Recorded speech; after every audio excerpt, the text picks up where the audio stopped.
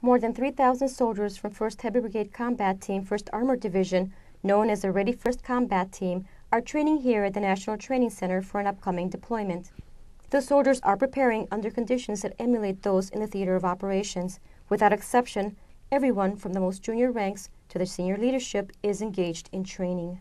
We received a training package to kind of understand what the security agreement is. It ranges from escalation of force, and it also has to do with operating in and around cities with the Iraqi counterparts, putting them in the lead. 1AD's Brigade Commander, Colonel Larry Swift, engaged in mock key leader meetings in which he listened to the concerns of role players performing as Iraqi leaders. I look forward to working with each and every one of you. Continue my great relationship with Mr. Shepherd. During the mock negotiations, Iraqi leaders engaged in sometimes heated discussions about matters regarding their province, which, according to Command Sergeant Major Daniels, is an example of democracy at work.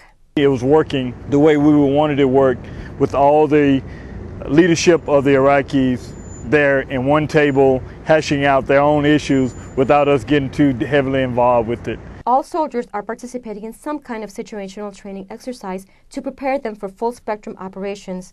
Scenarios incorporate the application of combat lifesaver skills and medical evacuation procedures. We have a mass casualty exercise. We had about 30 casualties, and we have to handle all that with only 4 medics. It was very stressful but very exciting. Sergeant Carlos Molinares said the medical piece is important.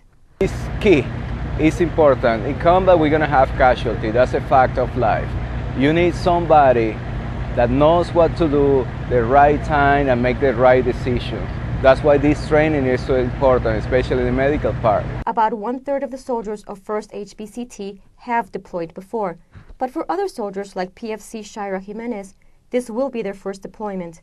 PFC Jimenez said NTC is challenging for her, but fully accepts it is necessary to train under strenuous conditions in order to survive the demands downrange.